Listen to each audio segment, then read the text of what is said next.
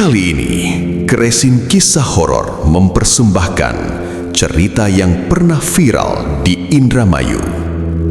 Dengan judul cerita, anak kelas 6 SD berubah menjadi kuntilanak gara-gara memakai gaun pesugihan ibunya.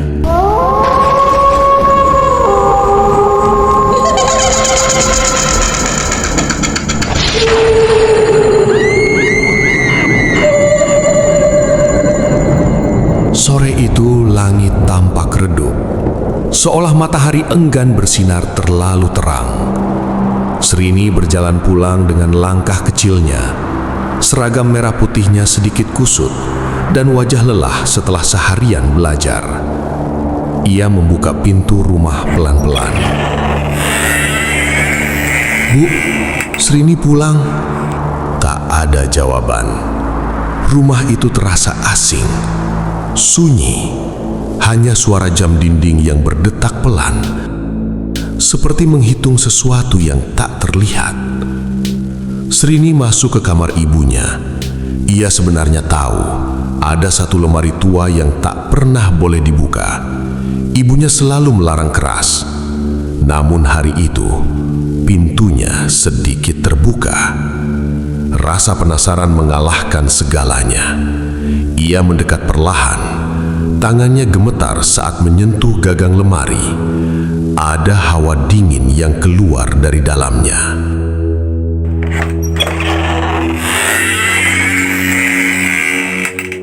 Saat pintu terbuka, matanya langsung terpaku.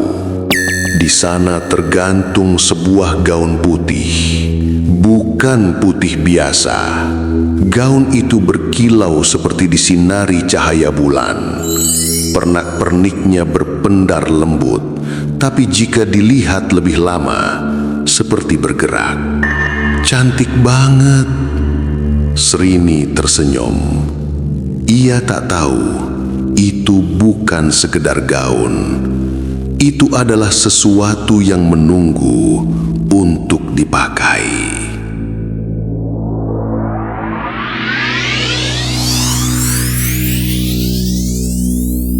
Dengan polosnya, Srini melepas seragamnya dan mulai mengenakan gaun itu. Kainnya terasa dingin, sangat dingin, seperti menyentuh es yang hidup. Saat gaun itu menempel di tubuhnya, seketika napasnya terhenti, matanya membesar, tubuhnya menegang. "Bu!" Suaranya berubah serak. Udara di sekitarnya mendadak berat, seolah ada sesuatu yang masuk perlahan ke dalam tubuhnya. Punggungnya melengkung, tangannya bergetar, kukunya memanjang, menghitam, rambutnya tumbuh cepat, menjuntai hingga menutupi wajahnya.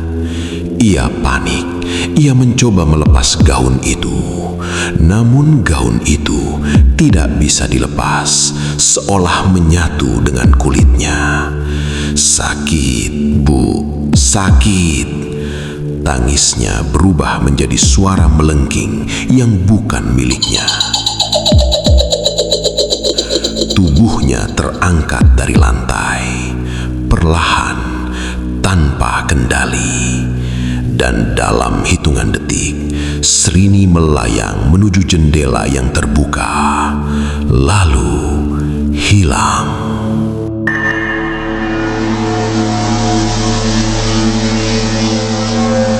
Langit malam mulai turun ketika sosok putih terlihat melayang di atas rumah-rumah warga. Itu Srini. Namun bukan lagi Srini yang dulu. Ia sadar, ia bisa melihat, ia bisa merasakan, namun ia tak bisa mengendalikan tubuhnya. Ia mencoba menjerit, "Tolong!" Namun yang keluar dari mulutnya adalah tawa panjang yang menggetarkan malam.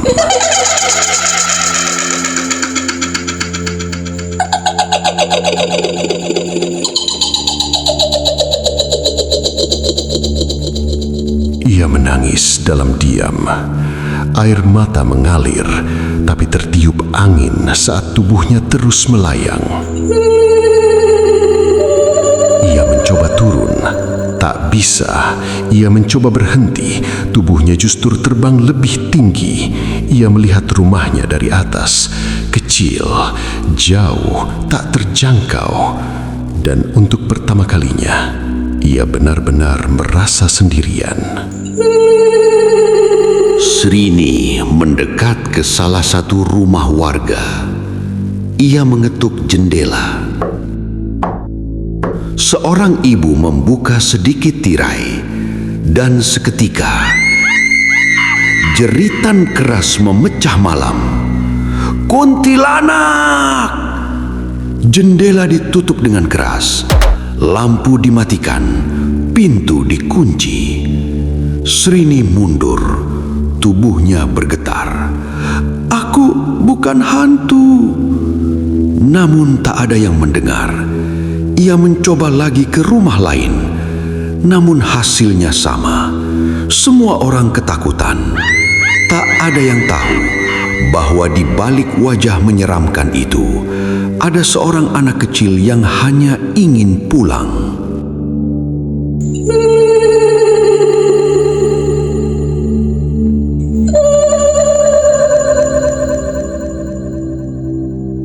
Malam semakin larut ketika ibunya pulang. Srini, tak ada jawaban. Ia mulai panik. Saat masuk ke kamar, matanya langsung tertuju ke lemari. Terbuka, kosong. Gaun itu hilang. Dan ia melihat tas dan pakaian sekolah anaknya tergeletak di lantai. Tubuhnya lemas. Air matanya jatuh. Tidak, jangan, bukan dia. Ia tahu betul apa arti gaun itu. Ia tahu betul konsekuensinya. Dan ia tahu anaknya kini berada di tempat yang tak bisa ia jangkau.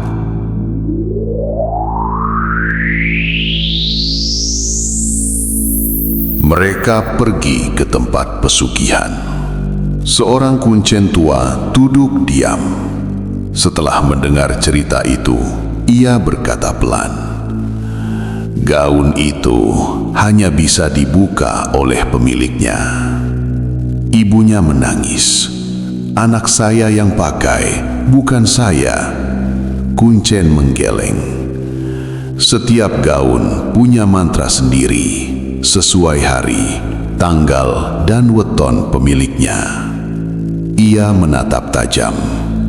Jika dipakai orang lain, maka gaun itu akan mengunci jiwa pemakainya sampai tubuhnya hancur.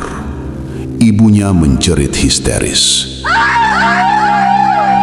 Dunia terasa runtuh.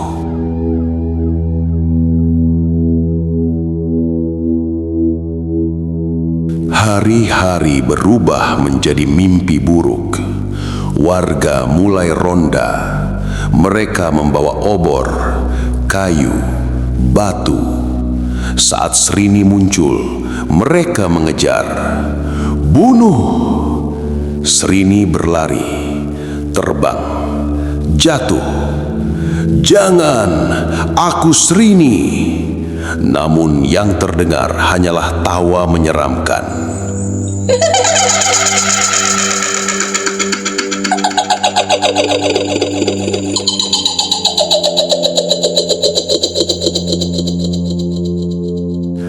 Sebuah batu menghantam wajahnya. Darah mengalir, namun ia tetap hidup, terus merasakan sakit tanpa bisa mati. Setiap malam, Srini menangis. Ia lapar, ia sakit, ia takut. Namun, tak ada yang bisa ia datangi. Semua orang memburunya. Ia bersembunyi di pohon, di atap, di sudut gelap, menahan rasa sakit yang tak tertahankan. Dan setiap kali ia mencoba meminta tolong, dunia hanya mendengar suara ketawa dan menangis kuntilanak.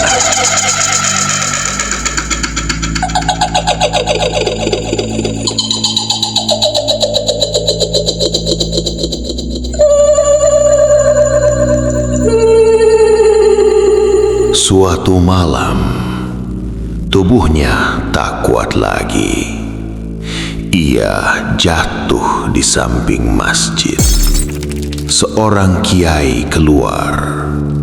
Ia melihat Srini, namun tidak lari. Srini merangkak.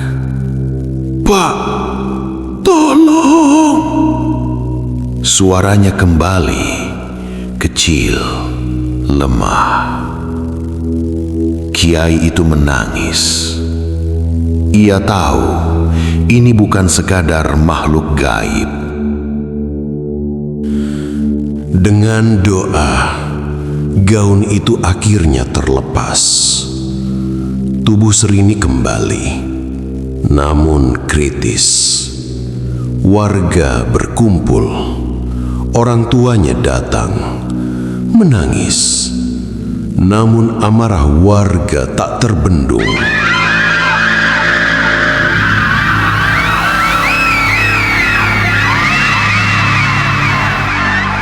Dan malam itu, kedua orang tuanya tewas di tangan massa.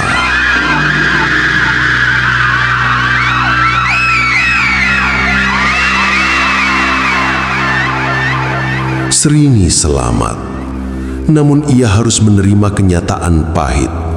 Kini dirinya menjadi anak yatim piatu.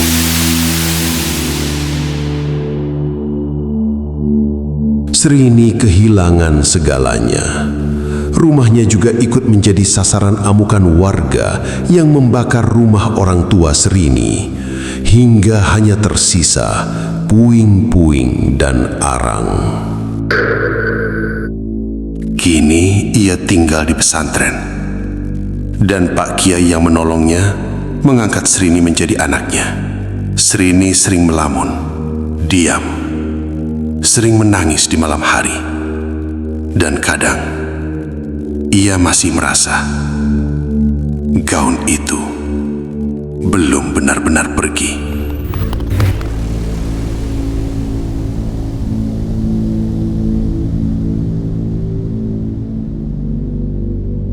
Jangan pernah membuka apa yang seharusnya tetap tertutup. Karena tidak semua rasa penasaran dibayar dengan jawaban. Kadang dibayar dengan kehilangan.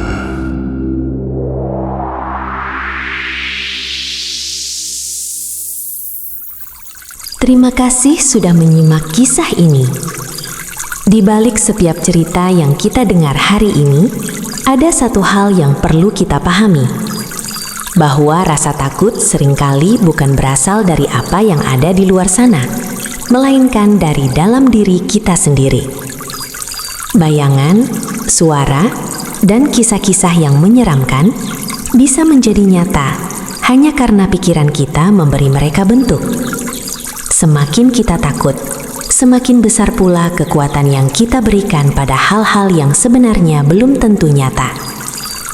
Karena itu, jangan biarkan rasa takut menguasai diri. Jangan sampai energi kita habis hanya karena membayangkan sesuatu yang belum tentu ada. Sebagai manusia, kita adalah makhluk ciptaan Allah yang paling sempurna. Kesempurnaan itu terletak pada akal dan pikiran yang diberikan kepada kita untuk membedakan mana yang nyata dan mana yang hanya ilusi. Ingatlah, Allah selalu dekat dengan kita, bahkan lebih dekat daripada urat nadi kita sendiri. Maka tidak ada alasan untuk merasa takut berlebihan, apalagi kepada selainnya. Tenangkan pikiran, kuatkan hati, dan kendalikan rasa takutmu. Karena sejatinya, yang paling berkuasa atas dirimu adalah dirimu sendiri dengan izin Allah SWT. Dukung terus channel Kresin Kisah Horor untuk terus berkarya. Jangan lupa like, komen, dan subscribe.